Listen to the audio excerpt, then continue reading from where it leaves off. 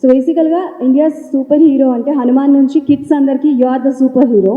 So ఇండస్ట్రీలో మీరు ఇందాక మెన్షన్ చేసినట్టు మన హీరోస్ అందరూ కూడా సూపర్ హీరోసే.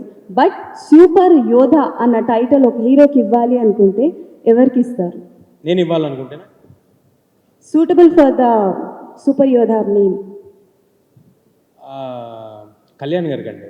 అంటే ఈ ఓజీ గ్లిమ్స్ అది చూసిన తర్వాత ఆ సెటప్లో ఆ ఓజీ ఆ టైటిల్ లోగో ఫాంట్లో ఆ పోస్టర్ మీదకి సూపర్ యోధ అనేది కరెక్ట్గా సెట్ అవుద్ది కళ్యాణ్ గారు. ఓకే. అండ్ వన్ మోర్ కూడా థింగ్, స్వోర్డ్ అది పట్టుకుని వెళ్తున్నారు కదా, చాలా బాగుంటుంది. Yes, and one more thing ఏంటి అని అంటే హనుమాన్ గురించి ఇప్పుడు ఎలా మాట్లాడుతున్నారో మిరాయి గురించి ఫ్రమ్ నౌ మూవీ రిలీజ్ అయ్యేంత వరకు నెక్స్ట్ టైం తేజ్ సజా గారు అంటే మిరాయి గురించి మాట్లాడతారు. Advancely congratulations. మీరందరే మాట్లాడించాలి, వాళ్ళు మాట్లాడినా మాట్లాడిపోయినా. Thank you.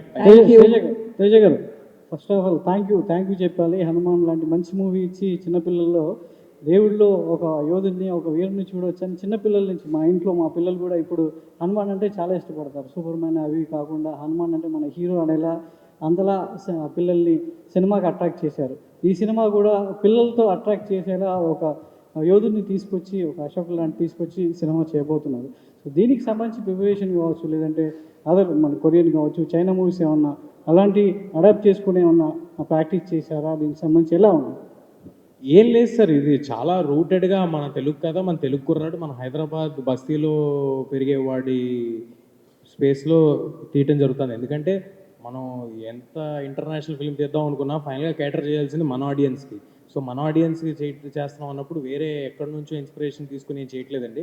చిన్నప్పటి నుంచి ఇంతమంది సూపర్ స్టార్స్ని మన కళ్ళ ముందు చూస్తూ పెరిగాను. సో ఆ ఇన్స్పిరేషన్ ఉంటే వాళ్ళ నుంచే ఉంటుంది కానీ బయట నుంచే ఉంటుంది.